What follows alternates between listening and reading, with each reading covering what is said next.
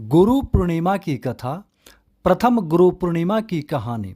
गुरु पूर्णिमा वह दिन है जिस दिन हम सब अपने गुरु को याद करते हैं और उनसे भेंट करके उनका चरण स्पर्श करते हैं तथा गुरु का स्नेह और आशीर्वाद प्राप्त करते हैं। गुरु पूर्णिमा का पर्व मनाना कब से शुरू हुआ, इसका तो भिन्न भिन्न मत है। फिर भी प्रचलित रूप में जो पौराणिक कथा है, आइए उसके बारे में जानते हैं। हमारे योग संस्कृति में भगवान शिव को भगवान के रूप में नहीं देखा जाता है, उन्हें पहले योगी आदि योगी के रूप में देखा जाता है।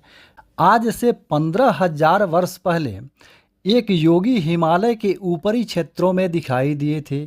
कोई भी नहीं जानता था कि वो कहाँ से आए थे और उनका पिछला जीवन कैसा था। उन्होंने अपना परिचय भी नहीं दिया था, इसलिए लोगों को उनका नाम नहीं पता था। इसलिए उन्हें आदि योगी या पहले योगी कहा जाता है। वे बस आए और बैठ गए और कुछ नहीं किया। जीवन का एकमात्र संकेत उनकी आंखों से बह रहे परमानंद के आंसू थे। उसके अलावा ऐसा भी नहीं लग रहा था कि वे सांस ले रहे हों। लोगों ने देखा कि वे ऐसा कुछ अनुभव कर रहे थे जिसे वे समझने में असमर्थ थे। लोग आए, इंतजार किए और चले गए, क्योंकि वो जोगी अन्य लोगों की मौजूदगी से अनजान थे। केवल 7 लोग वहीं रुके रहे। ये 7 उन योगी से सीखने का निश्चय कर चुके थे। आदि योगी ने उन्हें नज़रअंदाज कर दिया। उन्होंने अनुरोध किया, जो आप जानते हैं वो हम भी जानना चाहते हैं। उन्होंने उन्हें खारिज कर दिया। तुम लोग मूर्ख हो। जिस तरह से तुम हो वैसे तो तुम 10 लाख वर्षों में भी नहीं जान पाओगे। तुम्हें तैयारी करने की ज़रूरत है। इसके लिए ज़बरदस्त तैयारी की आवश्यकता है। यह मनोरंजन नहीं है।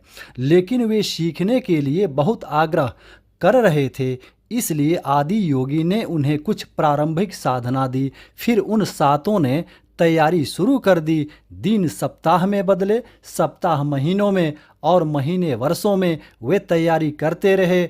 आदि योगी बस उन्हें नज़रअंदाज करते रहे। ऐसा कहा जाता है कि उन्होंने 84 साल तक साधना की थी। फिर एक पूर्णिमा के दिन 84 वर्षों के बाद, उस दिन जब सूर्य उत्तर से दक्षिण की ओर जा रहे थे, जिसे इस परंपरा में दक्षिणायन के रूप में जाना जाता है, आदि योगी ने इन 7 लोगों को देखा। वे ज्ञान के चमकदार पात्र बन गए थे। वे प्राप्त करने के लिए बिल्कुल परिपक्व थे। वे अब उन्हें अनदेखा नहीं कर सके। आदि योगी उन्हें बारीकी से देखते रहे और अगली पूर्णिमा के दिन उन्होंने एक गुरु बनने का फैसला किया। वो पूर्णिमा का दिन गुरु पूर्णिमा के रूप में जाना जाता है। गुरु पूर्णिमा वो पूर्णिमा है जब पहले योगी ने खुद को आदि गुरु या पहले गुरु के रूप में बदल दिया। वह दक्षिण की ओर मुड़ गए। यही कारण है कि वे दक्षिणामूर्ति के रूप में भी जाने जाते हैं और 7 शिष्यों को योग विद्या देना शुरू किया। इस प्रकार दक्षिणायन की पहली पूर्णिमा गुरु पूर्णिमा कहलाती है। इस दिन पहले गुरु प्रकट हुए थे। यह पूर्णिमा का दिन जब भगवान शिव शिक्षक या गुरु बने, गुरु पूर्णिमा के रूप में जाना जाता है और भगवान शिव को आदि गुरु के रूप में जाना जाता है। हम गुरु नहीं चुनते, बल्कि गुरु हमको चुनते हैं और यही भगवान शिव ने आदि गुरु के रूप में किया। महर्षि वेद व्यास के जन्म के विषय में एक पौराणिक कथा है। अब आइए उसके बारे में जानते हैं। हम सभी के जीवन में गुरु का स्थान सबसे अहम माना जाता है। उनकी दी हुई शिक्षा से ही हम आगे बेहतर कार्य करने और अपनी प्रतिभाओं को लोगों के सामने प्रदर्शित कर पाते हैं। हमारे शास्त्रों में भी कहा गया है कि बिना गुरु के आप भगवान को भी नहीं पा सकते। सनातन धर्म में तो गुरु की महिमा का बखान अलग अलग तरीकों से किया गया है। इसीलिए आषाढ़ शुक्ल पूर्णिमा के दिन गुरु पूर्णिमा का पर्व मनाया जाता है। इस दिन हर कोई अपने गुरु की पूजा करता है, लेकिन इस पर्व को महर्षि वेद व्यास के जन्म के खास मौके पर मनाया जाता है। इसकी कथा का भी काफ़ी खास महत्व है, जिसे हम सभी को जानना चाहिए। गुरु पूर्णिमा का पर्व मनाने के पीछे मुख्य कारण है महर्षि वेद व्यास का जन्म।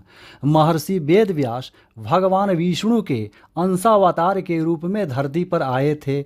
उनके पिता का नाम ऋषि पराशर और माता का नाम सत्यवती था।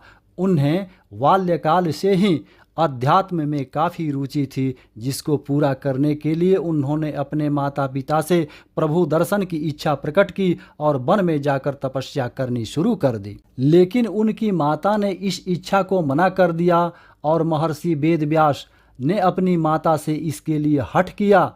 फिर अपनी बात को स्वीकार करा लिया, लेकिन उन्होंने आज्ञा देते हुए कहा कि जब घर का ध्यान आए तो वापस हमारे पास लौटकर जरूर आना। इसके बाद वेद व्यास तपस्या करने हेतु वन में चले गए और वहां जाकर उन्होंने कठोर तपस्या की। इस तपस्या के पुण्य के फलस्वरूप उन्हें संस्कृत भाषा में प्रवीणता हासिल हुई, जिसके बाद उन्होंने चारों वेदों का विस्तार किया, महाभारत, 18 महापुराणों और ब्रह्मसूत्र की रचना की। उन्हें वरदान प्राप्त हुआ। ऐसा कहा जाता है कि किसी न किसी रूप में हमारे बीच महर्षि वेद व्यास आज भी उपस्थित हैं। इसलिए हिंदू धर्म में महर्षि वेद व्यास को भगवान के रूप में पूजा जाता है। आज भी वेदों का ज्ञान लेने से पहले महर्षि वेद व्यास का नाम सबसे पहले लिया जाता है। इसी तरह की धार्मिक एवं पौराणिक कथाएं सुनने व जानने के लिए इस चैनल को सब्सक्राइब करें तथा बेल आइकन को दबाना न भूलें। जय श्री कृष्ण। राधे राधे।